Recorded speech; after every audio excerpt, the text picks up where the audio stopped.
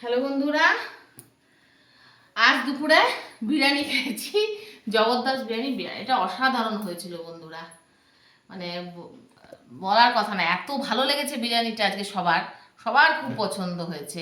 বুঝলে, নতুন দোকানটা, কিন্তু দোকানটা এত ভালো বিরিয়ানি, মানে তুমি ভাবতে পারবে না। দামও কম, একদম রিজনেবল। তার বিরিয়ানি খাওয়ার পর সবারই এখন আর খিদে নেই। আর আমরা না বিরিয়ানি খেলে দুপুরে, আমরা সাধারণত দুপুরে বেশিরভাগ খাই বিরিয়ানি। আর বিরিয়ানি খেলে দুপুরে আমরা রাত্রে কিন্তু একদম সেদ্ধ ভাতে চলে যাই। এই যে বন্ধুরা, সেদ্ধ ভাত হয়ে গেছে আমাদের।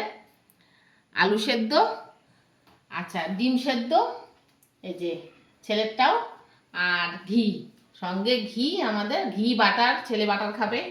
তাই এই হলো রাত্রের মেনু। আর এটা না, সত্যি কথা বলতে দুপুরে বিরিয়ানি খাওয়ার পর মানে কারোর সেরকমভাবে খিদেও নেই। ওই অল্প কটা করেই একটু ভাত খাবো এখন। আর ওই জন্যেই আর কি, খিদেও নেই। আর রুটিটা আর আমরা না পছন্দ করি না ঠিক তো। আর এই জন্যেই আর কি রাত্রে আমরা সিদ্ধ ভাতটাই করলাম, এটাই খাই। আর শরীরটাও তাহলে ঠিক থাকবে, যেহেতু দুপুরে একটু হেভি খাওয়া হয়েছে। তা এই তাহলে খাওয়া দাওয়াটা আমরা করি। তোমাদেরও নিশ্চয়ই ডিনার হচ্ছে কি হয়ে যাবে। আর বেশি রাত করাটাও ঠিক না।